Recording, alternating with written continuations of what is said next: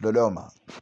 Bunge mchana huu limepitisha mswada wa sheria ya marekebisho ya sheria mbalimbali mwaka 2025, huko miongoni mwa sheria zinazotajwa kufanyiwa marekebisho ni sheria ya makosa ya uhujumu uchumi, uhalifu wa kupangwa sura ya 200. Akiwasilisha mswada huo bungeni mapema leo Juni 5, 2025, mwanasheria mkuu wa serikali Hamza Johari amesema katika sura hiyo wanapendekeza kufutwa kwa kifungu cha 26.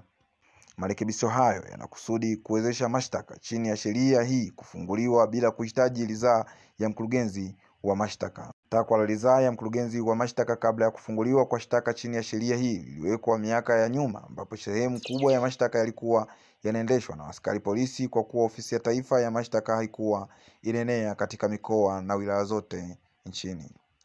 Hivyo kulikuwa na umuhimu wa kupata ridhaa ya mkurugenzi wa mashtaka ili kudhibiti ufunguaji holela wa mashtaka. Katika mazingira hayo sasa, ambapo ofisi ya taifa ya mashtaka imefungua ofisi zote hadi ngazi ya wilaya, na kesi zote za jinai zinaendeshwa na mawakili wa serikali wanaowajibika moja kwa moja kwa mkurugenzi wa mashtaka, masharti ya kupata ridhaa ya mkurugenzi wa mashtaka yanakosa mantiki ya kuendelea kuwepo katika mazingira ya sasa, ambapo ofisi ya taifa ya mashtaka imefungua ofisi zake hadi ngazi ya wilaya. Kesi zote za jinai zinaendeshwa na mawakili wa serikali wanaowajibika moja kwa moja kwa mkurugenzi wa mashtaka, masharti ya kupata ridhaa ya mkurugenzi wa mashtaka yanayokosa mantiki ya kuendelea kuwepo na yanaweza kuchangia ucheleweshaji wa haki za kijinai, amesema mwanasheria mkuu wa serikali.